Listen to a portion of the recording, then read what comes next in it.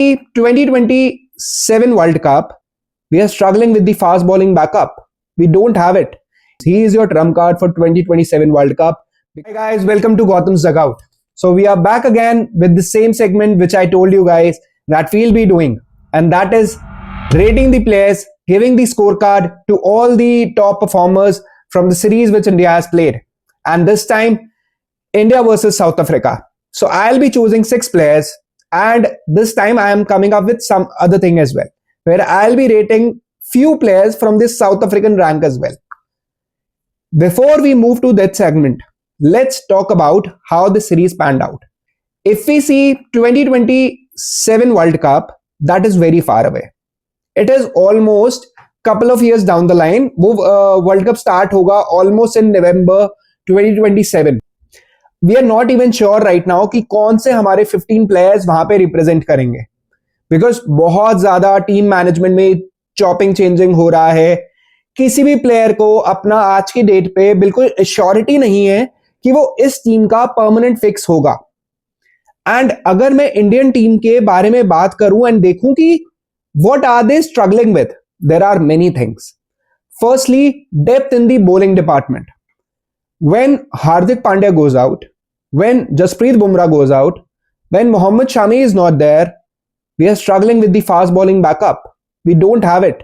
Yes, Harshit Rana is coming into the ranks well, but is he enough to be a backup to Jasprit Bumrah? Is he enough to be a backup to Mohammad Shami? Answer is no right now. And the other backups which are there, which is Prasidh Krishna, that's a big no for me. He should not be seen around this ODI setup team at least for next 1 year. He should go back to the domestic and should grind hard, because sometimes when Prasidh Krishna is bowling, it feels like there's no brain behind the bowling. There's no brain. He's just coming and he's just bowling wayward lines. He's going at the economy of 10 almost sometimes. And that is not acceptable. Totally not acceptable in this era of ODI. So one is that. And the other one is, what are your backups to Kuldeep Yadav? I guess none. Really none. Who will be your backup? Washington Sundar? Big no. Ravindra Jadeja? Okay, he'll bat well. Okay, he can give you 4-5 overs. Really a wicket taker bowler? No. I guess only backup which we have right now of Kuldeep Yadav to some extent, that could be Akshar Patel. But somehow I don't know why he was not even part of 15 for this ODI series. When we talk about the batting lineup, there's one role which is currently missing, and that is the finisher. We don't have any backup of Hardik Pandya as a finisher. Hardik Pandya cannot do the finishing role each and every time. We should be having the backup. KL Rahul will never be your backup option. He will never be your backup option. I'll tell you why. Because he is the kind of a player who can play big innings. He is the kind of a player who can hit daddy hundreds. But he cannot give you the innings like 50 for 20 balls. Or scoring like 30 runs of 10 balls in the death overs. That's where India actually struggled in these 3 matches which we saw. So these are the things which are the controllable factors, and there's a very long way for the 2027 World Cup. So all these things can be covered. There are many options available. If you go around in the domestic teams, there are options available. You just need to find out them, and you need to give them the exact proper role. The roles should be defined to each and every player, that this is your role and we are backing you. Whether you get out for 0, whether you score 100, we are going to back you. That's what this team management needs to do with the all set of players. Now let's come to the best part of this episode. That is the scorecard. So I have chosen 6 players from the Indian side, and those are none other than Virat Kohli, Rohit Sharma, KL Rahul, Kuldeep Yadav, Harshit Rana, and Washington Sundar.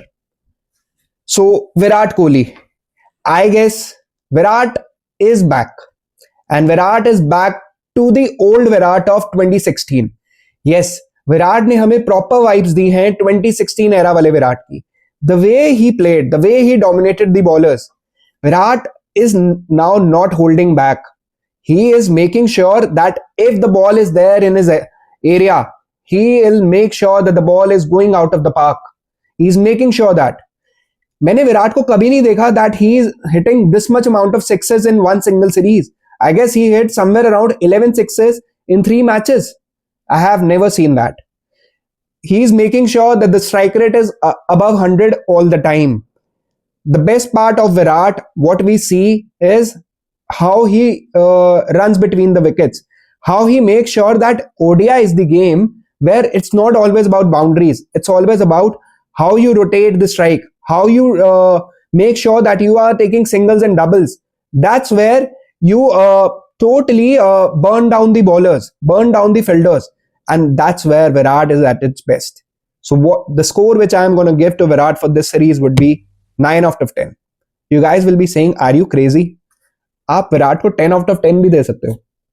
अब वो विराट का जो benchmark है ना, वो आपको ऐसा कर देता है कि आपको लगता है if he is scoring 100, he should have continued it. He should have made sure that he is hitting daddy hundreds. So out of those 2 innings, अगर एक भी 150 में कन्वर्ट हो जाती तो obviously 10 out of 10. Otherwise, without a doubt, almost an average of 151. One of the best series of Virat in last couple of years. He also stated that. So 9 out of 10 is also actually a good number. Coming back to Rohit Sharma now. Rohit Sharma had a decent series. He played well. He showed his glimpses of his performance, how he's performing in the time in the Australia. He scored 202 runs. He was man of the series as well. Comes to India, he performed well. It was a decent innings. By his own standards, he would be a little bit like, मैं शायद थोड़े से और runs कर सकता था, मैं शायद एक ना कोई अपनी एक इनिंग्स को बड़ा कन्वर्ट करके उसको एक डैडी 100 बना सकता था. शायद वहीं पे बस रोहित ने थोड़ा मिस किया. अदरवाइज रोहित का involvement in the field, how Rohit has overcome all his fitness and the way he is fielding right now, he is becoming a treat to watch for each and every fan right now. So for all the kind of performances which Rohit has done in this series, I'll rate him 7 out of 10. Now moving to KL Rahul. Yes, KL Rahul as a captain and KL Rahul as a batter. KL Rahul was a wicket keeper as well. He has performed really well. Yes, he was given the different role, that is of the finisher. KL Rahul is a no finishing batsman. Without a doubt, he is not your finisher. Hardik Pandya will come back and he will be playing that role. Okay, so if we talk about KL Rahul as a batsman, how he has made sure that whatever kind of an opportunity he is getting of the finishing role, he did a decent justice to his role. We talk about his captaincy. He made sure that he rotated the bowlers well. He made sure that fielding placements are good. He was very talkative in the field. He was communicating well with all the players. So it was a good setup. So in the captaincy, I'll rate him 8 out of 10. And in the batting, the way he has performed, I'll give 8 out of 10. He was brilliant throughout the series, without a doubt.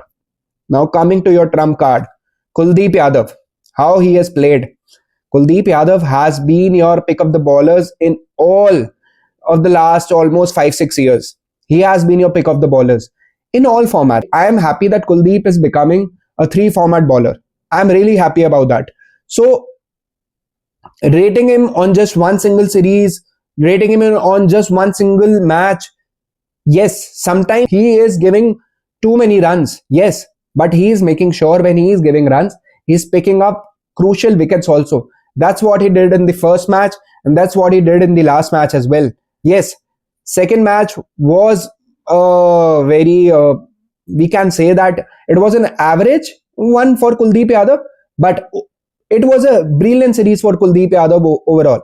I guess he picked up somewhere around 9 wickets in the series and it was a fabulous series. He is your trump card for 2027 World Cup because Chinaman bowler who comes from behind, he has good variations also. He has now developed faster ones as well. He now bowls at the good speed. He is not flighting the ball too much, but he is making sure that he is giving good revs on the ball. He is making sure that. So on his performance and how Kuldeep Yadav is developing as an all-format bowler, I'll rate him 9 out of 10. At par with Virat without a doubt. Now coming to Harshit Rana. Harshit Rana is like a unique player in this series. And even in this setup of an ODI setup, he can be your bowler like Ajit Agarkar, which used to be for India in the early 2000. मतलब अजीत अगरकर आते थे उस time पे, used to pick up early wickets, and Ajit Agarkar was a very decent batter at down the order, and that's what I guess Harshit Rana can do for India as well. And I guess for Harshit Rana, this is a very huge compliment that I am comparing him to Ajit Agarkar. All of us are trolling him these days because of his decisions in the team management, his calls on the Virat and Rohit. But without a doubt, he was one of the best one-day bowlers which India had in early 2000 and in that era. Harshit Rana has performed well enough. Harshit Rana performed well in the first match as well. Harshit Rana performed well in the last match. He did decent enough in Australian series as well. But just because his name is always getting connected to Gautam Gambhir, that's why he's getting trolled too much, I guess. We guys need to look him as a youngster who has come out the ranks, who has done well in the domestics, who has done well in the IPL. So let's look him as a very young player, and don't we should not be trolling him too much. I guess I was also the one who was trolling him a lot earlier, but I guess he is doing well. If given the chance to continue for India for a couple of more years, he can be a really good asset for all of us. So I'll give him 7 out of 10 for this series. Now coming to one curious case of Washington Sundar. Washington Sundar का मुझे समझ ही नहीं आ रहा है इस team में actual में उनका रोल क्या है. कभी वो बैटिंग करने नंबर 5 पे आते हैं, कभी वो बैटिंग करने नंबर 8 पे आते हैं. हम उनको बोलते बॉलिंग ऑलराउंडर हैं, लेकिन हम उन्हें एक तरह से बैटिंग ऑलराउंडर की तरह ट्रीट करते हैं. बॉलिंग ऑलराउंडर जो होता है उसका मतलब वो होता है कि वो आपको 7 से 8 ओवर कम से कम दे, और जब बैटिंग का अगर चांस मिले तो they can give you good couple of hits. Washington सुंदर को इस सीरीज में बॉलिंग के ओवर्स नहीं मिले, और अगर ये है कि राइट हैंडेड बैटर्स हैं इसलिए हम उनको बॉलिंग नहीं दे रहे, और फिर बैटिंग जब उनकी आती है तो वो इतना परफॉर्म नहीं कर रहे. वो शायद उन्होंने जो अपना हमें वहां पे ऑस्ट्रेलिया में ग्लिम्पसेस दिखाए थे ऑफिस हिटिंग, या इंग्लैंड में दिखाया था, वो सब मिसिंग था अब यहाँ पर. So Washington really had a bad series. I am very curious. He is such a wonderful talent, but he is not doing justice to his talent. Really, he's not doing justice at all. So I'll rate him maybe 4 out of 10. He had a really average series. So now done with all the Indian players. Now moving to the South African players. I'll be rating 3 South African players. One is Quinton de Kock, one is Corbin Bosch, and one is Marco Jansen. So for Marco Jansen, I'll give 10 out of 10. He is a gem of a player. Corbin Bosch, I'll give 9 out of 10. South African team is super lucky to have such kind of a players. Corbin Bosch at number 8, Marco Jansen at number 7. And yes, Quinton de Kock, 7 out of 10. I'm super happy to have him back. I am really happy that he has taken his retirement back. So this is what I wanted to tell you guys. This is my scorecard for this segment. I'll be back soon with the episode 3 of this segment super soon. Thank you guys. Keep watching, keep subscribing, and keep supporting.